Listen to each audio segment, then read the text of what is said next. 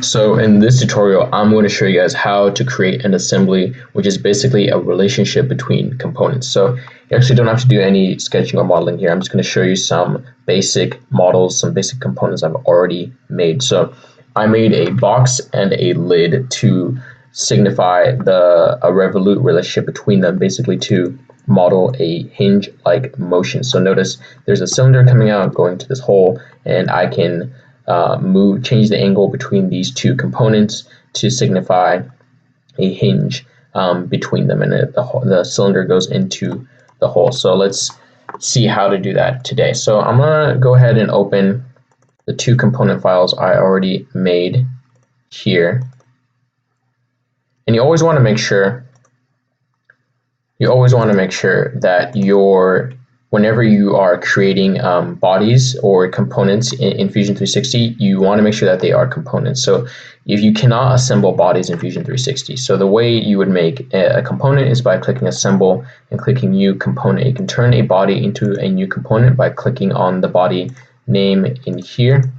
If I click on bodies here and I click Assemble and I click New Component, I can click OK, and it'll create that into a new component. Or before I even create anything on an empty canvas, I can go ahead and click New Component, and automatically whatever body I create will be in that component right there. So now I'm going to show you guys how to import your components and separate files into a new assembly file. So let's start a new design, and I'm going to go ahead and first save this file, because if you don't save it, then it will not be able to import the files into it. So I'm going to call it box and lid assembly. All right, now I'm going to go back to my show data panel, and I'm going to go ahead and right click on my lid file. I'm going to click insert into current design, and now it's in my current design. I'm going to click OK, and I'm going to go ahead and do the same with base. I'm going to right click on it and click insert into current design.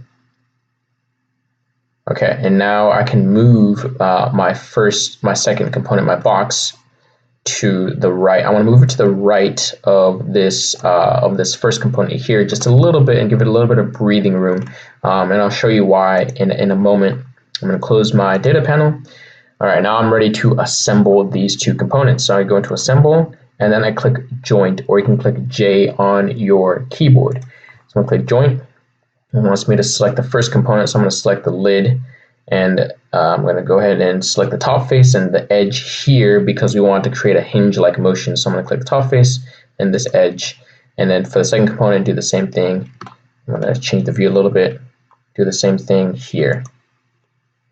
All right, and now we have that hinge-like motion. So notice we can change the different types of relationships we can have. We can change it to something like rigid. It's just like a rigid relationship between them. It won't really move anywhere. We can move them together at the same time, or we can just go ahead and stay with revolute. And notice how now I'm in the z-axis, so it's rotating around that, but I wanted to rotate about the x-axis.